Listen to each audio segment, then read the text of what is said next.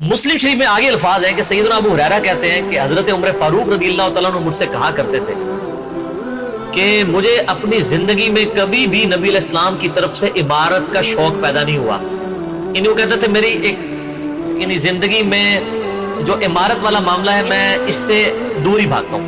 آپ کو پتا نا حضرت ابوبکر کا بھی جب یہ مشورہ شروع کیا تو حضرت عمر نے سب سے پہلے کہا کہ جی مجھے تو ہم معافی رکھیں, باقیوں میں سے کوئی مشورہ کر لے, میں جو بھی مسلمان راضی ہو جائیں گے. حضرت ابوبکر نے بھی سب سے مشورہ کیا, حضرت عمر سے نہیں کیا. اور سب سے مشورہ کیا کہ اس کو کر دوں, تو سب نے کہا ٹھیک ہے. جب اناؤنسمنٹ کی تو حضرت عمر نے کہا کہ ابھی آپ نے مجھ سے مشورہ, ان کا مجھے پتا تھا تم نے تو ماننا ہی نہیں ہے, بس اب اس کو مسلمانوں کے مشورے کو قبول کرو. تو حضرت عمر کی ایک طبیعت میں ایک عاجزی والا معاملہ تھا, اور آپ دیکھ لیں کہ یہی عاجزی ہے جو ان کو ایمان کی طرف لے آئی ہے.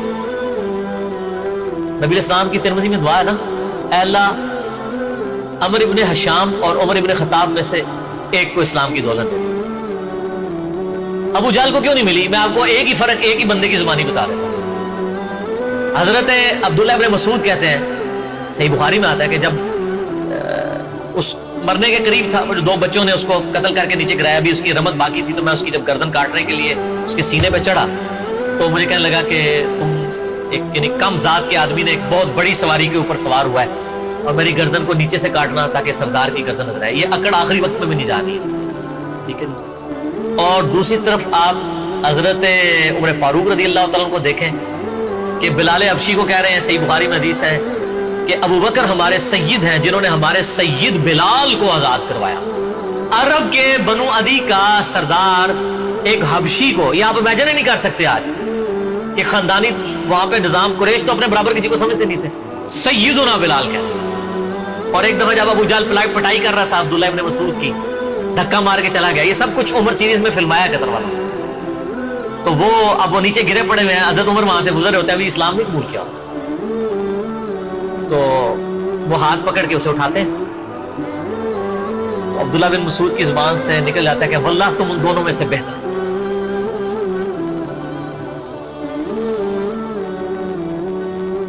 تو یعنی جو نبی علیہ السلام نے 2 مانگے ہیں نا, ان میں سے تم بہتر, یعنی عاجزی ہے. یعنی ہے کافروں کی پارٹی میں اور میرے ساتھ بھی اس میں سلوک کر رہے ہیں, اور وہی ہوا, اللہ تعالیٰ نے قبول کر لیا. تو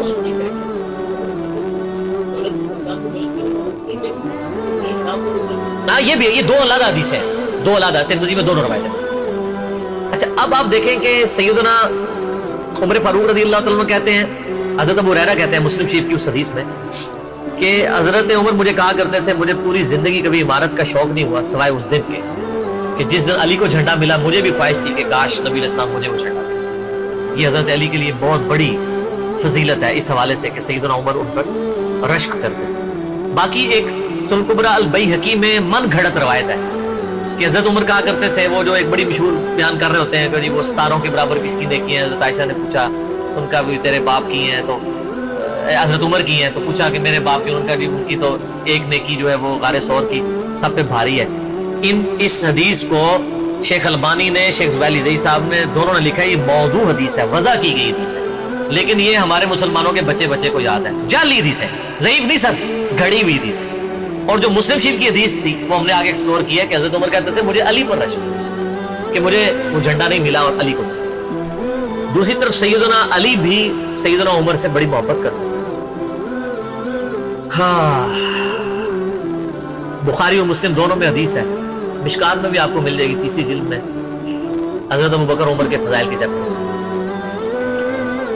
عبداللہ ابن عباس کہتے ہیں کہ سیدنا عمر کی میت رکھی ہوئی تھی اور لوگ ان کی میت پہ رو رہے تھے اور اپنے اپنے انداز میں ان کے اوپر سلام پیش کر رہے تھے کہ آپ کی وجہ سے اللہ نے اسلام کو اتنا عروج دیا, رومن اور پرشین امپائر گر گئی, یرموک اور قادسیہ میں اللہ نے مسلمانوں کو فتوحات دی.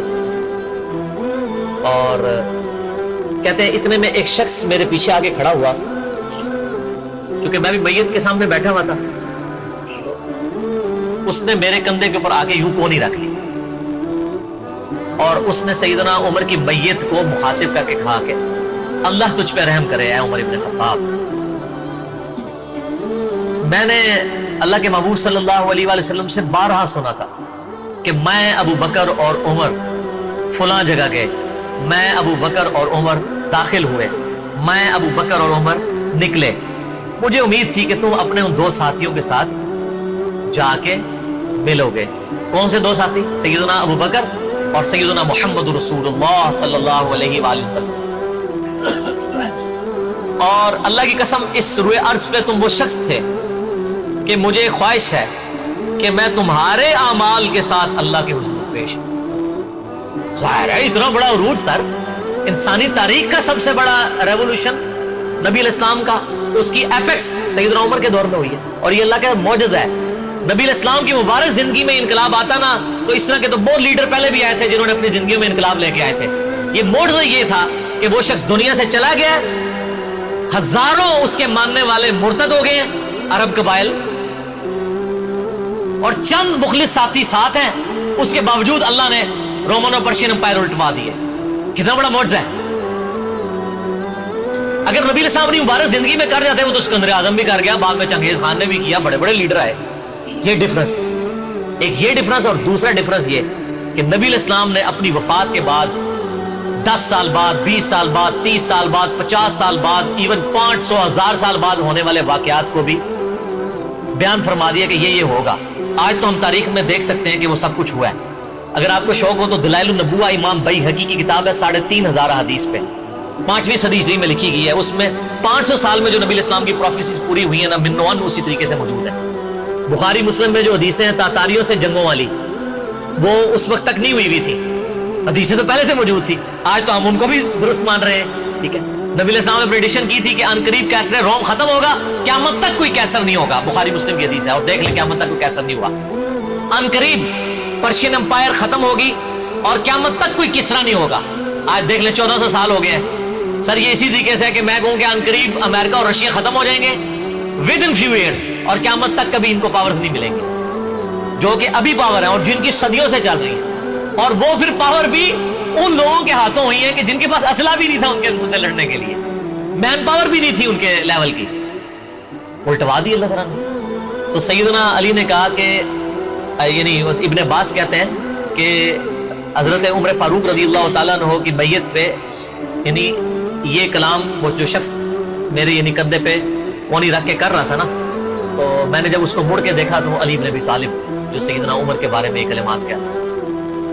تو یعنی ان لوگوں کی للہ یہ تھی کہ وہ تعریف کیا کرتے تھے، کوئی آر محسوس نہیں کیا کرتے.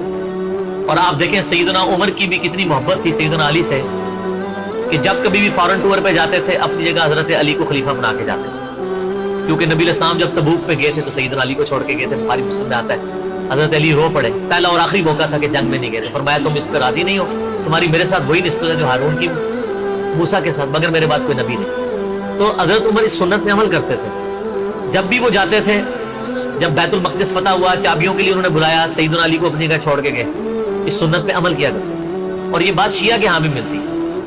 میری ایک شیعہ عالم کے ساتھ ایک دفعہ بحث ہوئی 2011-12 کی بات. تو مجھے کہنے لگے کہ حضرت عمر جو ہے نا حضرت علی کو خلیفہ بنانے میں مخلص نہیں تھے، اسی لیے انہوں نے 6 رکنی کمیٹی بنائی. ان کو چاہیے تھا ڈائریکٹ حضرت عمر حضرت علی کو نامزد کرتے. تو میں نے کہا اس کے پیچھے ریزن کیا ہے، وہ تو حضرت عمر نے خود بتائی ہے، بخاری مسلم دونوں میں حدیث ہے. ابن عمر کہتے ہیں جب حضرت عمر کو زخم لگا اور اب ہمیں یقین ہو گیا کہ وہ جانور نہیں ہوں گے، کھاتے تھے تو انتڑیاں کٹ چکی تھی، یہیں سے وہ سب کچھ نکل جاتا تھا. تو ہم نے عرض کیا کہ اپنا خلیفہ کسی کو نامزد کر دیں. تو انہوں نے کہا اگر میں اپنا خلیفہ کسی کو نامزد کرتا ہوں تو میں اس کی سنت پہ عمل کرتا ہوں جو مجھ سے بہتر ہے، ابو بکر. اور اگر میں نہیں کرتا تو میں اس کی سنت پہ عمل کروں گا جو ان سے بھی بہتر ہے، یعنی رسول اللہ صلی اللہ علیہ وسلم. ابن عمر کہتے ہیں جب میں نے حضرت عمر کی یہ بات سنی نا تو مجھے سمجھ آ گئی کہ اب حضرت عمر کسی کو نہیں بنائیں گے، کیونکہ وہ ہمیشہ ہر معاملے میں نبی علیہ السلام کی سنت کو پرائورٹی دیتے تھے. اور وہی ہوا کہ انہوں نے کہا کہ میں 6 رکنی کمیٹی بنا رہا ہوں. بخاری کے اور مسلم کے الفاظ ہیں کہ میں اپنے بعد اس امر خلافت میں ان 6 بندوں سے زیادہ کسی کو اہل نہیں سمجھتا جن سے رسول اللہ صلی اللہ علیہ وآلہ وسلم اپنی وفات تک راضی رہے. اور فرمایا علی، عثمان، طلحہ، زبیر، عبد الرحمن بن عوف، سعد بن ابی وقاص. اچھا یہ کون ہے؟ عشرہ مبشرہ ہیں. عشرہ مبشرہ میں سے یہ 6 بندے باقی تھے اور ایک 7واں بھی تھا. اس کا نام اس نے لیا کہ ان کا بہنوئی تھا، سعید بن زید. وہ تو معاویہ کے دور میں جا کے فوت ہوئے نا، سعید بن زید تو بہت بعد میں فوت ہوئے. اور اسی بخاری میں الفاظ ہیں کہ عبداللہ بن عمر کو مشورے میں ضرور شامل کرنا لیکن اس کو کوئی خلیفہ نہ چنے، اور کہا کہ سعد ابن ابی وقاص پہ اگر تم متفق ہو جاؤ تو اسے خلیفہ چن لینا، اور میری اس بات کو دلیل نہ بنانا کہ میں نے اسے معزول کیا تھا پرشین امپائر کی گورنری سے، کہیں ایسا نہ ہو کہ تم اس پہ متفق اور کہو کہ اس کو تو عمر نے اتارا ہوا تھا، این ادھر رہنے دو، اس 62 ایف لگ گئی ہے۔ یہ 62 ایف ہے جعلی چیز ہے، اسلام میں کوئی 62 ایف نہیں ہے۔ اسلام میں یہ نہیں ہے کہ آپ کو مطلب موت کے غرغرے تک توبہ قبول ہے، آپ ایک بندے کے ساتھ معاملہ ہو جاتا ہے اور وہ توبہ طائب ہو جاتا ہے تو بس ٹھیک ہے، وہ تا حیات میں کوئی نہیں ہوتا۔ اسلام میں کوئی تا حیات نہیں ہے۔ اللہ تعالیٰ کے ساتھ گستاخی کرنے والے کے لیے بھی جامع ترمذی میں حدیث ہے کہ موت کے غرغرے تک جو ہے وہ توبہ کا دروازہ کھلا ہوا ہے، موت کے غرغرے سے پہلے تو 62 ایف نہ لگا دینا اس پہ۔ وہ ایک معاملہ تھا، وہ حضرت عمر کسی کو 4 سال زیادہ گزر نہیں دیتے تھے، انہوں نے ان کو ہٹا دیا۔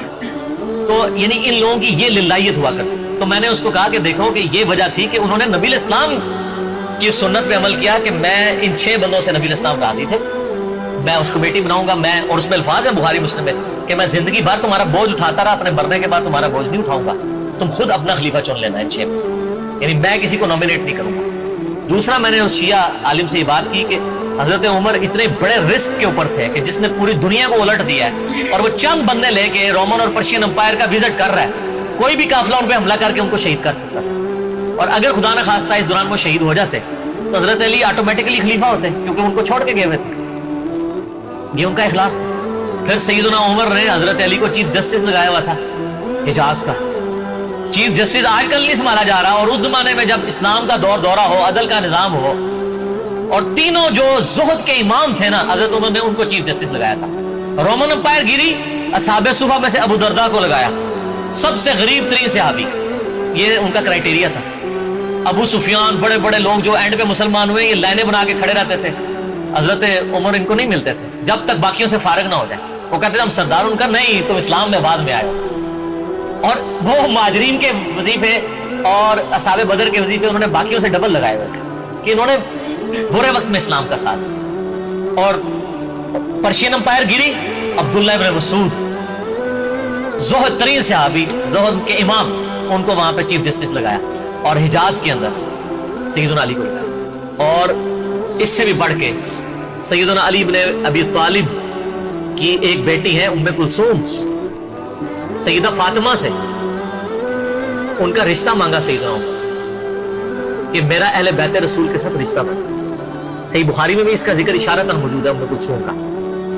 شیعہ اور سنی دونوں کے ہاں ان کی کتابیں تو مانتی ہیں، بابے نہ مانے تو الگ بات ہے، کتابوں میں موجود ہے کہ سیدنا عمر فاروق کی بیوی تھی ام کلثوم، اور سلام اللہ علیہا، اس کی وجہ سے یعنی انہوں نے ایک فخر محسوس کیا کہ میرا اہل بیت کے ساتھ ایک رشتہ داری والا معاملہ ہوتا ہے۔ سیدنا عمر اس طرح کے معاملات کے اندر اہل بیت کے ساتھ بہت حسن سلوک والا معاملہ کیا کرتے ہیں۔ اگرچہ ان کی طبیعت میں سختی ضرور تھی، لیکن جو دین کے معاملے میں تھی وہ ساری سختی، اپنی ذات کے معاملے میں نہیں ہوتا۔ صحیح مسلم میں ایک حدیث ہے، اسی پہ میں کنکلوڈ کرتا ہوں کہ سیدنا عمر نے ایک خواب دیکھا کہ مجھے ایک مرغے نے خواب میں ٹھونگے ماری۔ انہوں نے پھر اگلے دن خطبہ دیا، انہوں نے کہا کہ میں نے خواب میں دیکھا ہے کہ اس طرح مجھے ایک مرغ نے چونچے ماری ہیں خواب کے اندر، میں نے اس کی تعبیر یہ کی ہے کہ عنقریب مجھے قتل کر دیا، اور اگر بائی چانس اچانک میں مار دیا جاؤں، یہ تو کسی کو نہیں پتا تھا کہ وہ ایک تقریباً 3-4 دن تک زخمی حالت میں ہوش میں رہیں گے، اچانک بھی تو مار سکتے تھے اگر گردن اتر جاتی، اگر میں اچانک مار دیا جاؤں تو تم اس امر خلافت کو ان 6 بندوں سے باہر نہ جانے دینا۔ صحیح مسلم میں ان 6 بندوں کے نام نہیں ہیں، لیکن بخاری میں وہ نام بھی ہیں، سیدنا علی، عثمان، طلحہ، زبیر، عبد الرحمن بن عوف اور سعد بن ابی وقاص۔ اور انہوں نے کنسنسس کے ساتھ پھر بعد میں سیدنا علی اور عثمان ہی بچ گئے تھے، ان میں ٹائی پڑ گئی تھی تو الٹیمیٹلی پھر حضرت عثمان کو چن لیا۔